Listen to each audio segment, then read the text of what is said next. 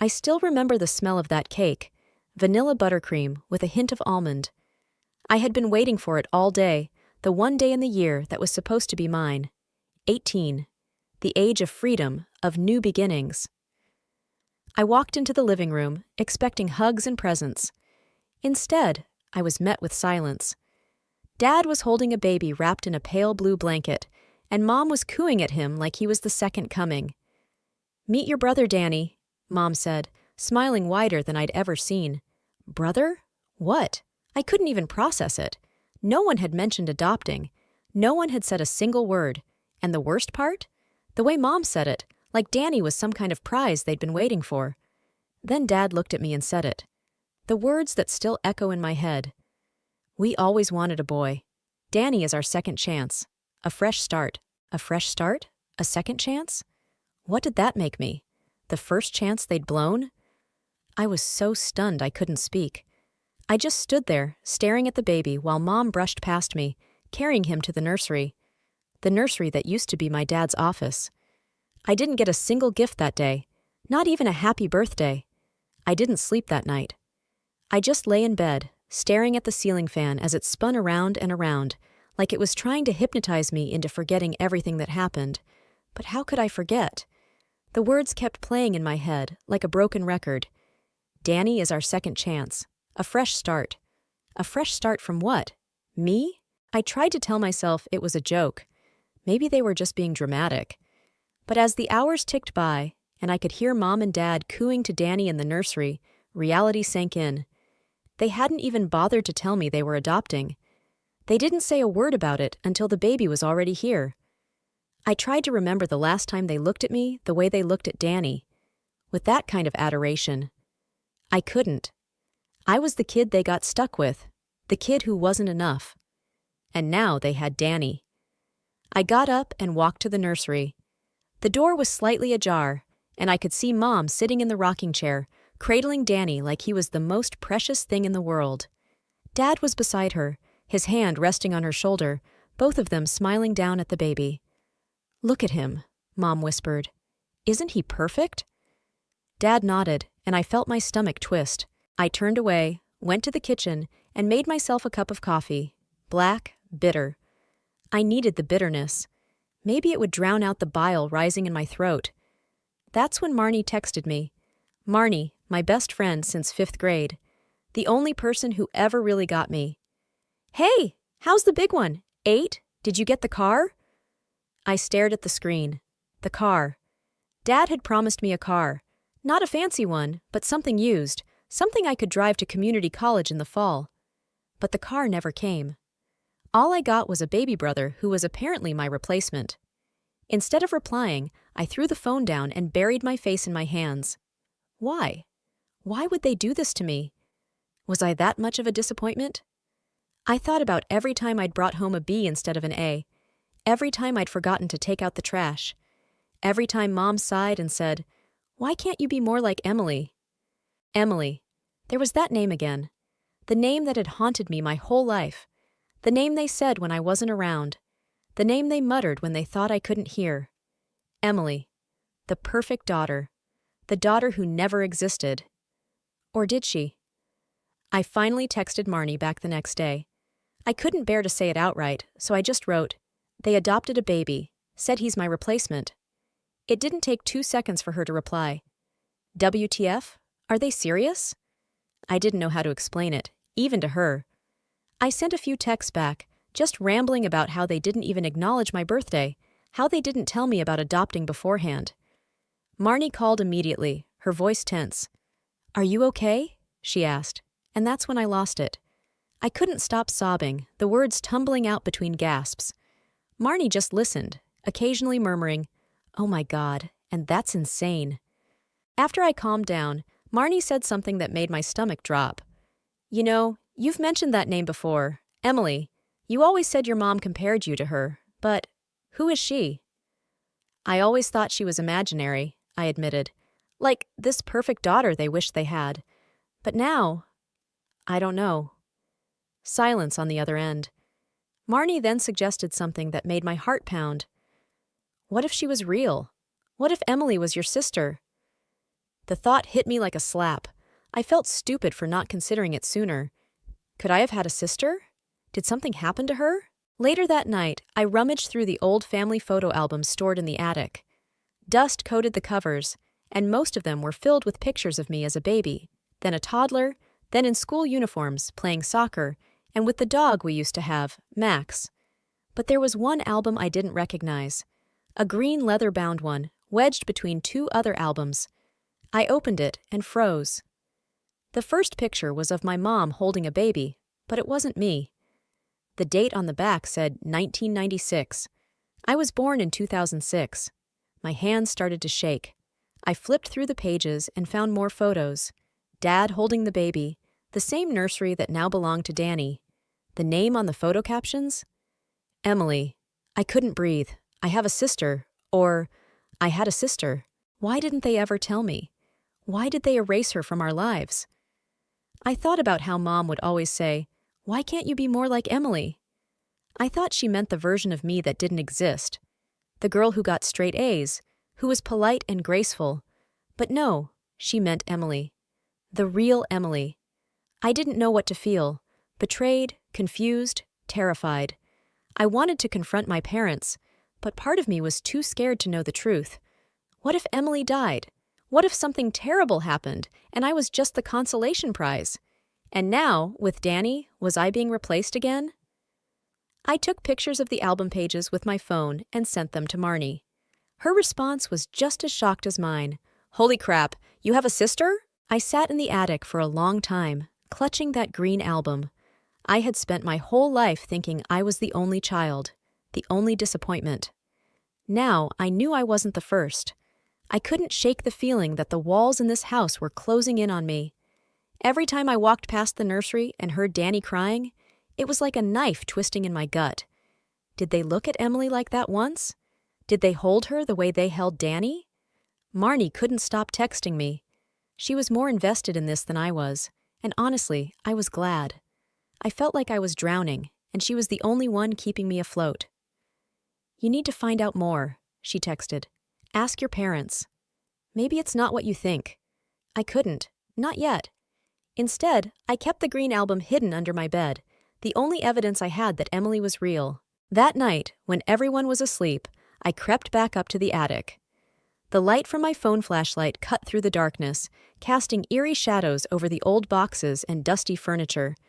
I was looking for more albums, anything that could tell me what happened to Emily. I found a cardboard box labeled Memories, buried behind a stack of Christmas decorations. My hands shook as I opened it. Inside, there were more photos. Emily as a toddler, Emily in a princess dress, Emily with a birthday cake shaped like a castle. And then I found it. A yellowed newspaper clipping, folded and stuffed inside an old birthday card. The headline made my blood run cold. "Tragic accident claims young girl's life. Family mourns the loss of Emily Harper, 6. I dropped the card, my heart slamming against my ribs. Emily was dead. She wasn't just erased, she was gone. And they never told me. Not once. Not a single word. I picked up the card again, my eyes scanning the article. Emily was hit by a car. Mom was taking her to a friend's birthday party, and Emily had run across the street without looking. The driver never even saw her. There was a picture of Mom and Dad, looking younger, devastated, hollow-eyed. I almost didn't recognize them. The article said they had no other children. No mention of me. I stumbled back down the stairs, my knees barely holding me up. In the living room, the light was still on. Mom was on the couch, holding Danny while he dozed against her chest. Dad was beside her, his hand resting on her leg, both of them looking so content. I watched them from the shadows, biting down on the scream rising in my throat. How could they just move on like that? How could they erase Emily like she never existed, then bring in a new baby as if that would fix everything? I wanted to burst into the room and confront them, demand to know why they never told me. But I couldn't. Not yet. I texted Marnie instead, sending her a picture of the article. Her reply came immediately. "Oh my God, Emily was your sister. How could they hide this from you?" Good question. And now I was starting to wonder what else they were hiding. I couldn't sleep. I kept staring at the ceiling, my mind spinning with thoughts of Emily. Her little face in those photos, so much like mine, but with this haunting, frozen look. Was she afraid? Did she know she was about to die? I clutched my phone, scrolling through the screenshots of the newspaper article. The words blurred together, and my mind kept circling back to that one sentence. The driver never even saw her. Why was she running into the street? Why wasn't Mom holding her hand? Marnie texted me again. "What are you going to do?" I didn't know. I couldn't just go downstairs and ask, "Hey, remember the daughter you never told me about? What really happened to her?" But the thing was, I needed to know. The next day, I sat at the kitchen table, staring at my parents as they fussed over Danny. Mom was feeding him a bottle, her voice soft and sweet as she whispered nonsense words to him. Dad was reading the newspaper, acting like everything was perfectly normal. "Hey, Mom," I said, my voice cracking. She didn't even look up. "What?" I swallowed. My heart was pounding so hard I was sure they could hear it. "Who's Emily?" Mom's hand stilled, the bottle slipping slightly from her grip. Danny let out a small whimper, and Dad lowered the newspaper, his eyes narrowing. Mom's eyes met mine, and for a second I thought I saw fear. Then, just as quickly, it was gone. "I don't know what you're talking about," she said, her voice too casual. I gripped the edge of the table. "I found some pictures, and a newspaper article. She was your daughter, wasn't she?" "My sister." Mom's face hardened, her jaw clenched. "I told you to stay out of the attic," she snapped. Dad stood up, folding the newspaper carefully. "You shouldn't go digging around in things that don't concern you," he said, his voice low. "Doesn't concern me?" I shot back. "She was my sister. Why didn't you ever tell me? Why did you act like she never existed?" Mom's eyes filled with tears, and for a moment I thought she might actually say something. But then Dad put a hand on her shoulder and shook his head. "Emily is in the past," he said, his voice firm. "Let it stay that way." I opened my mouth to protest, but Danny started crying, his tiny face scrunched up in anger. Mom immediately turned her attention back to him, cradling him to her chest. I stood there, feeling like I'd been slapped, like they'd just erased me too. I stormed out of the house, my vision blurred with tears. I could hear Mom's voice calling after me, but I didn't stop. I ran to Marnie's house, barely able to breathe. When she opened the door, her eyes widened. "What happened?" I fell into her arms, sobbing. "They knew," I choked out. "They knew, and they lied to me. They said she was in the past, that I should just forget about her. But how can I forget about someone I never even knew existed?" Marnie led me to her room, shutting the door behind us.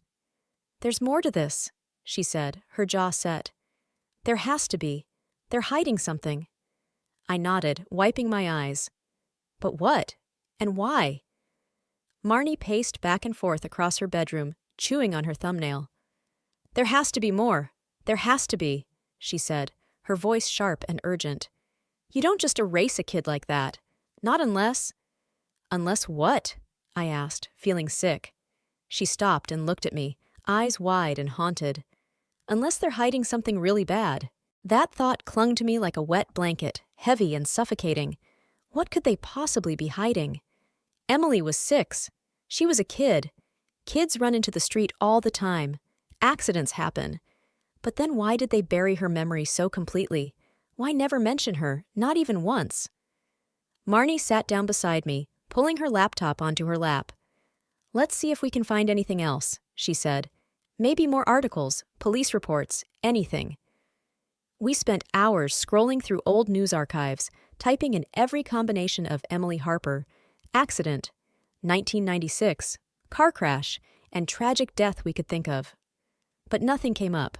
No follow-up articles, no interviews, no funeral announcements, nothing. "It's like she just disappeared," Marnie said, her voice small. A shiver ran down my spine. I couldn't shake the feeling that Emily's death was more than just a tragic accident. But how could I prove it? Then Marnie's face lit up. "What about the police report? There has to be one, right? We could file a records request, or— Wait!" She pulled her phone out and started typing furiously. My cousin Jen works at the DMV. She has access to all kinds of databases. Maybe she can find something. I swallowed hard, my mouth dry. What if she does? Marnie glanced at me, her expression grim. Do you really want to know? I nodded, but the truth was, I wasn't sure. What if it was worse than I imagined? What if my parents were involved somehow? The next few days were torture. Every time I saw my parents with Danny, it felt like a punch to the gut. They acted like everything was normal, like we were just a happy little family. But all I could think about was Emily, her face, her smile, the way she looked so much like me. On the third day, Marnie texted me, "Come over, now." I threw on a hoodie and ran across the street. When I got there, Marnie was sitting at her desk, eyes wide, her face pale. "Jen found something," she said, barely above a whisper. She turned the laptop toward me. There was a scanned police report on the screen. The date was from 1996, the day of Emily's accident. But the thing that made my blood run cold was the section labeled Witness Statements. There, in black and white, was a quote from a neighbor who had seen the accident. I heard the parents screaming. The girl was running into the street, yelling something like, "No, don't!" Before the car hit her. It looked like she was trying to get away from someone. Trying to get away. My mind reeled. From who? From what?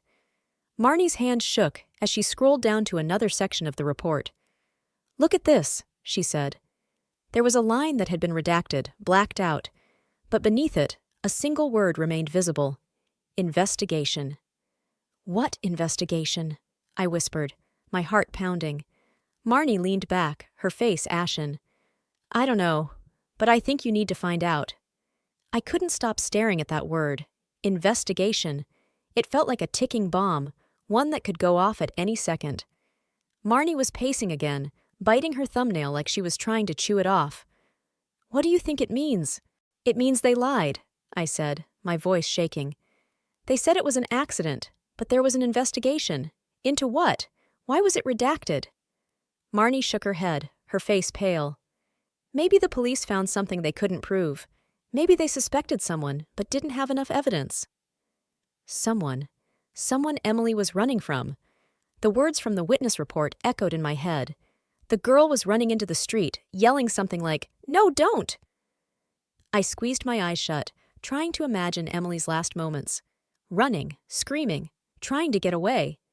But from who? I forced myself to think back to the green album, to the pictures of Emily. There was one photo that suddenly felt like a punch to the gut. Emily on her 5th birthday, sitting on Dad's lap, wearing a sparkly princess crown. Dad's face was turned away from the camera, but his arm was wrapped around her shoulders, holding her close. Too close. I stood up abruptly. I need to see that album again. Marnie's eyes widened. Are you sure? What if they catch you? I don't care, I said, grabbing my backpack. I need to know. I slipped back into the house as quietly as I could. Mom and Dad were in the living room, cooing at Danny like he was the only child they'd ever had. I crept up the stairs and into my room, locking the door behind me. Pulling the green album out from under my bed, I flipped to that picture of Emily and Dad. I studied it closely this time, my heart hammering in my chest. There was something about Dad's grip on her, the way his fingers curled around her tiny shoulders, pressing into her skin. I flipped through more pages, looking for any sign of what might have happened before that day. There was another picture, one I hadn't noticed before. Emily standing in the yard, her face blank, her eyes staring off into the distance. Dad was in the background, his face blurry, his mouth open as if he was shouting. And then I saw it. A dark bruise on Emily's forearm, half hidden under her sleeve. I clamped a hand over my mouth, bile rising in my throat. Was that what Emily was running from? Dad? Suddenly, everything felt wrong. The walls were too close, the air too thick. I shoved the album back under the bed and stumbled out of my room, nearly tripping down the stairs. Mom looked up, her eyes sharp. What's wrong with you? Nothing, I muttered, heading for the front door. Are you going out again? She called after me, her tone too casual. Just going to Marnie's, I said, slamming the door behind me. When I got to Marnie's, I was shaking. I told her about the pictures, about the bruise, about Dad's hand gripping Emily too tightly. Marnie's face hardened. "We need more," she said. "We need more than just photos. We need to find someone who was there, who remembers what happened that day." "But who?" I asked, my voice small. Marnie's eyes gleamed.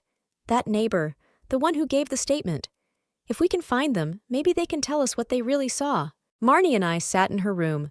The police report spread out between us like a roadmap to hell. The statement from the neighbor, Mrs. Tanner, was our only lead. If she was still around, maybe she could tell us what she really saw that day. Marnie pulled up the local white pages on her laptop. "Okay," she said, typing rapidly. "Let's see. Tanner, there." She pointed at the screen. "Mildred Tanner, still living at the same address as in the report. That's like 3 blocks from your house." My heart pounded. Mrs. Tanner. I vaguely remembered her, an old lady with wild gray hair who always wore those big round glasses. She used to sit on her porch and yell at kids to stay off her lawn. I hadn't seen her in years. "Are you ready for this?" Marnie asked, her voice tight. I wasn't. Not even close. But I nodded. "Yeah, let's go." We walked in silence, each step heavier than the last. The closer we got, the more my mind filled with images of Emily. Her small, bruised arm, her blank eyes, Dad's tight grip on her shoulder. My father, who used to tuck me in at night, who still kisses Danny on the forehead like he's the most precious thing in the world. Could he really have hurt Emily? Mrs. Tanner's house was a crumbling 2-story shack with peeling paint and a porch sagging under the weight of a dozen dead plants. Marnie rang the doorbell and we waited.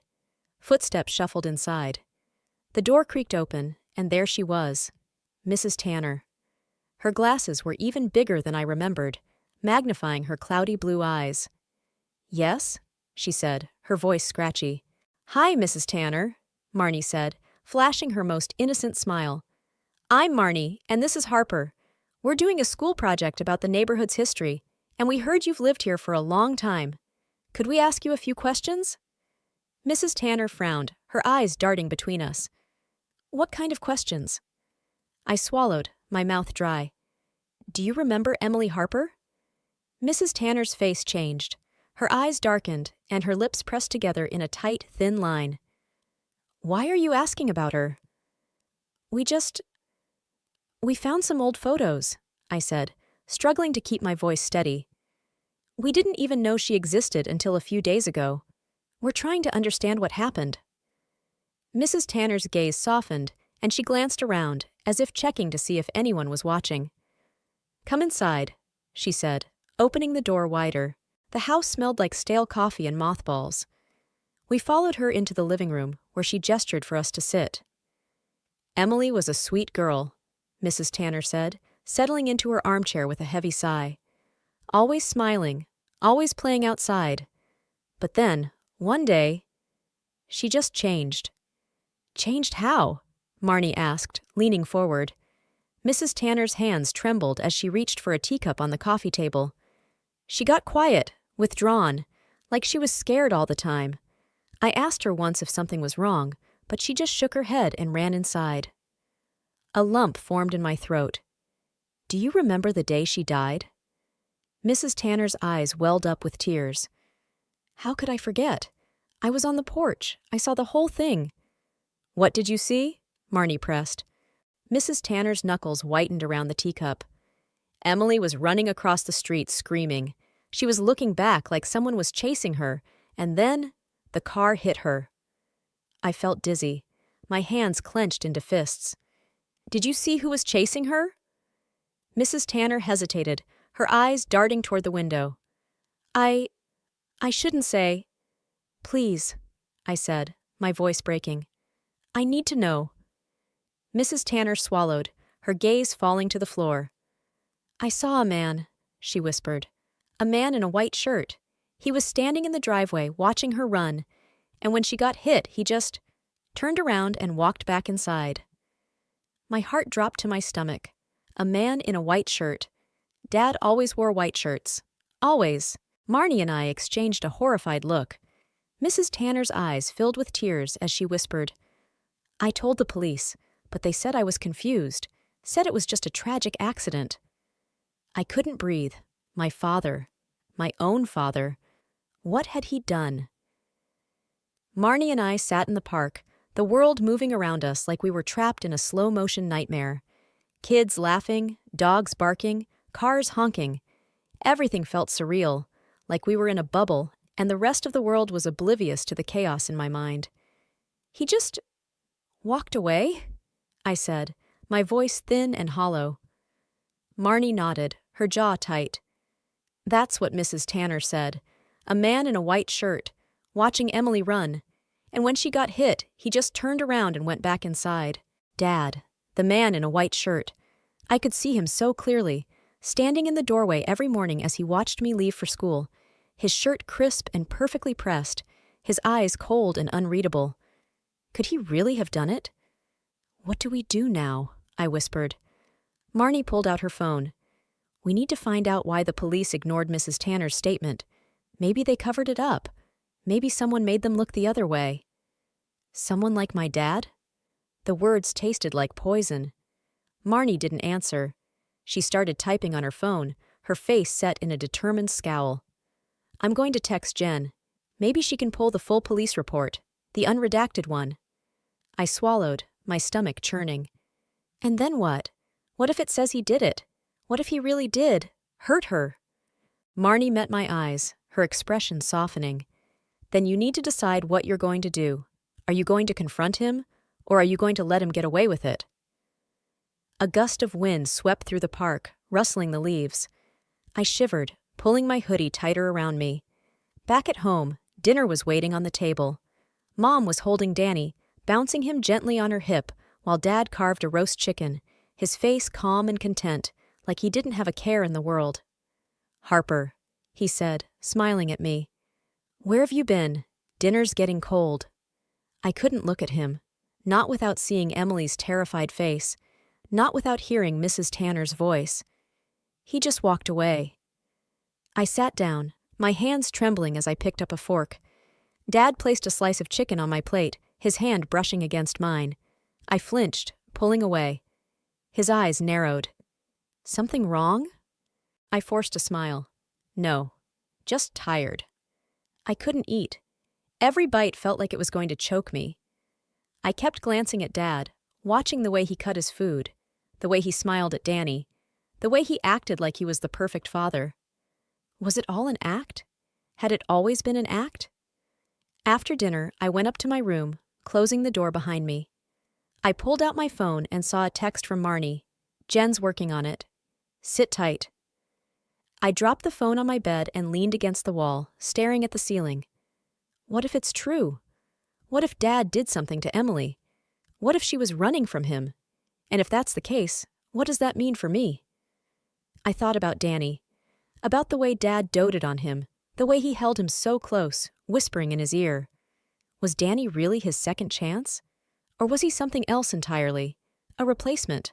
Was I next? A shadow passed under my door, and I held my breath. The doorknob jiggled, and then there was a soft knock. "Harper?" Dad's voice, low and calm. "Yeah?" I said, trying to keep my voice steady. The door opened, and Dad stepped inside, his white shirt pristine, not a wrinkle in sight. He smiled, his eyes glittering.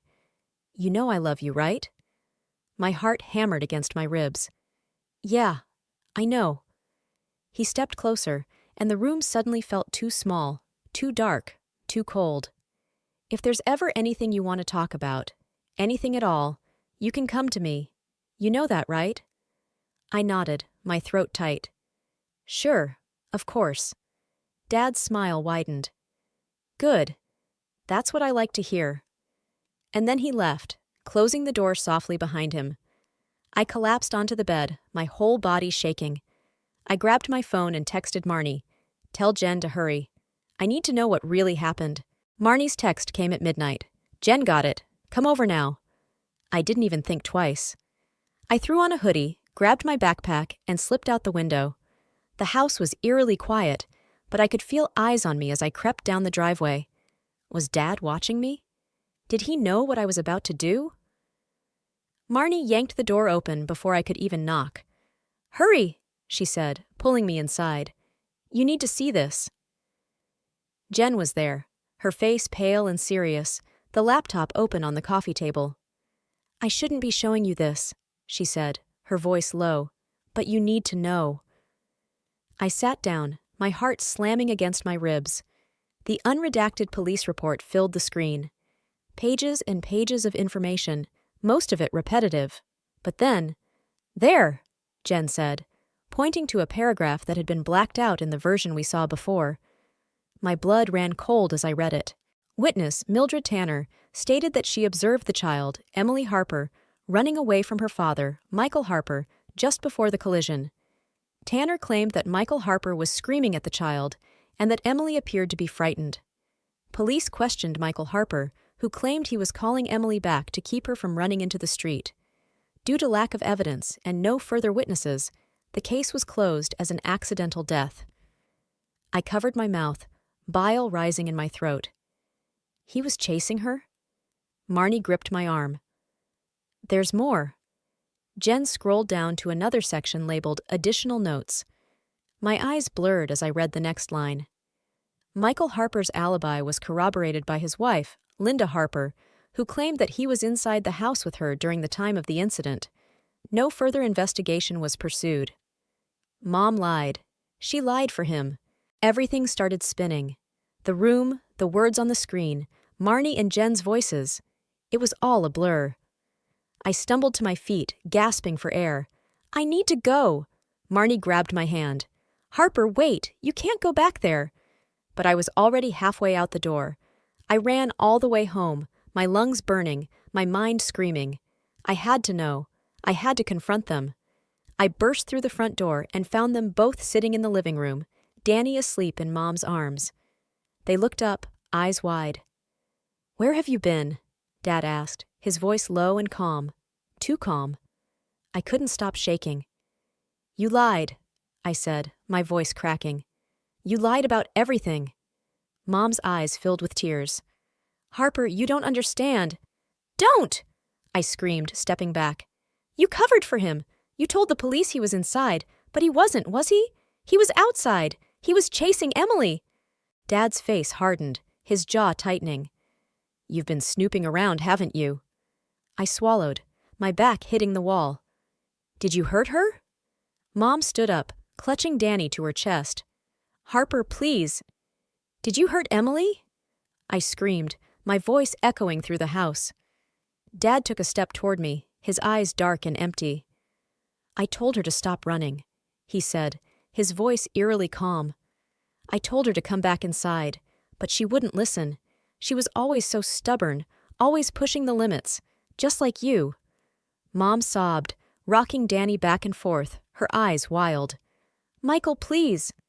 "She ran," Dad said, his gaze locking onto mine. "She ran right into the street. And you know what, Harper? It was her own fault. If she'd just listened to me, she'd still be alive." I couldn't breathe.